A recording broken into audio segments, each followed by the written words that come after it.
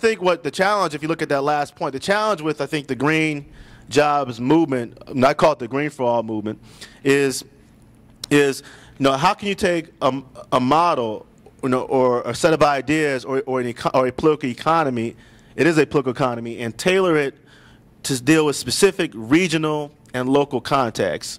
So, Nashville is a right-to-work, anti-labor, anti-union state that historically has had a system of Jim Crow. Pittsburgh is a state that is a city rather. I'm sorry, city. Pittsburgh is a city that also has its own problems, but Pittsburgh and this region has been decimated by deindustrialization in a way that Nashville hasn't. So, how can you develop a green program that specifically meets the needs of those particular local contexts? And that's going to be up to local communities and some of the national organizations that have served in some respect as an incubator for green jobs programs. I also have had some issues with, this is particularly in the early part of this year, some of the framing behind green jobs, and I would take some issue with a guy who I think is a hero in this struggle, Van Jones, when I think Van Jones made the argument that when you develop, and we use this in Nashville, that when you develop a green jobs initiative, you want to bring in labor, the environment, environmentalists, people working with young people, social justice activists, green businesses, and out of that whole process, then each of those individuals, each of those groups is going to have to play a part, and they're probably going to get something out of it. So you're going to be able to employ perhaps young people, environmentalists are going to introduce a clean energy economy, social justice activists. But I think also some of what Van Jones said has to be also challenged, because Van Jones made the argument earlier this year, I think in an interview with one of the black online news publications, he said that in terms of the green economy, you can't do black politics, and I think he was really talking about movement politics in the 21st century in the same way as you did in the 20th. And he said this push for the green jobs or the green economy can't be about grievance, it has to be about opportunity. And I think that's a good argument, but I think the challenge or problem with that argument is that you're still facing, at least at the municipal level and at the state level, systems that have exclusionary practices. And to open up that door, whether it be a green economy or not, requires a certain grievance level politics. It requires a mobilization of the community. It requires placing demands, especially if you're talking about existing procurement practices and codes of laws, which particularly in the South have severe institutionalized, deeply embedded inequities. I mean, they're so deeply layered in an entire system. The same thing in Pittsburgh? Absolutely, and especially if you're talking about institutional racism, and I assume the same thing exists here. So if you have a weatherization program, well, in Nashville, the weatherization program in Tennessee is running business as usual. Many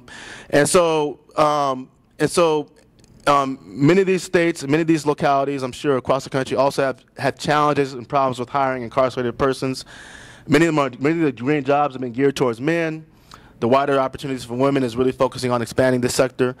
And because of the economic recession, groups, people working with unemployed workers, underemployed workers, particularly African Americans, labor, which is also experiencing a decline and has a large unemployed population. Those groups are unfortunately competing for the same, what they believe to be the same market, the same jobs, and because of that, often the case, those groups that are already integrated into the political networks are going to get the first shot at some of these jobs. And so there's some additional data that we found out. African American and Latinos are underrepresented in green industries, and more recently, literally on Wednesday, the Applied Research Center and the Green for All organization just put together a green equity toolkit, and they found out that the green economy, the green sector, you got it right there, right? Great.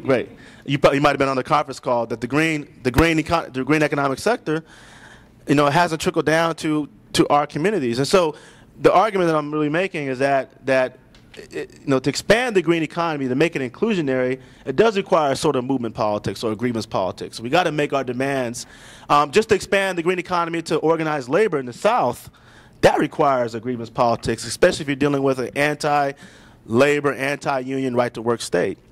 So, and this is just an example of how I think this works at least in Nashville is that a lot of the funds in Nashville come through a quasi-public agency.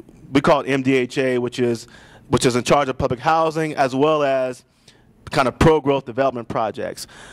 Well, MDHA is a quasi-public agency, and it has a certain level of independence from the mayor and from Metro Council. When it comes to large-scale development projects, green-based, weatherization, MDHA contracts out to private contractors, which is okay, but those private contractors have not hired, don't have a history of hiring unemployed workers. Many don't even have histories of hiring white unionized workers. And so when you talk about weatherization, well, the weatherization assistance and money came down. Well, they just flowed the money to MDHA, and MDHA is not hiring anybody from our communities. They're hiring people who already have contracts at MDHA, pre-existing contracts, pre-existing relationships. Absolutely. And so what I'm suggesting is that to break into this process, to expand the green economy, to make it exclusionary, does require a rethinking and does require a certain amount of mobilization and a movement pressures in order to expand this economy to make it more inclusionary, even in the South for white, skilled, unionized workers who are losing their jobs, just like some in Pittsburgh, left and right. So in Nashville, if you look at the slide, this is a slightly different presentation on the website, but so I kind of shortened some of this discussion down, but we developed a Green Collar Jobs Task Force in 2008, and we developed a proposal called the Green Jobs Corps, which would essentially be a pre-apprenticeship program for individuals with barriers to employment. And it would entail a private-public partnership consisting of government agencies, workforce development agencies that also offered wraparound services, soft skills training, and it also entailed an environmental literacy course, because one of the things about the green economy that's often missing in the discussion is that environmental literacy has to be there, that it's an important component of this course. And so we shopped it around. We met with the State Legislative Black Caucus, we met with the mayor's staff, we met with the Nashville Electric Service, MDHA, and a whole range of folks. AFL-CIO was working with us, AFL at Randolph Institute was working with us. And ultimately, at the end of the day, there's a broader discussion, there's a broader story, narrative to the story, but we were able to get the Metro Council to support a non-binding resolution, but not a statute, not an ordinance, because we have a metropolitan consolidated government, so we have 40 council members, and to get a law passed, you need 21 out of 40 votes 3 times. It has to go through what's called 3 readings. Yeah, and so but to get a non-binding resolution passed, it just requires 1 reading, and it's less politically controversial. So we figured that if we were to support this non-binding resolution, it would add some momentum to establishing a green jobs program. And hopefully something that is binding. Hopefully that's something that is binding. And we do have a green tech program that is starting to be developed that was called the Tennessee Technology Center in Nashville, but it's in the embryonic stage. It just started this summer.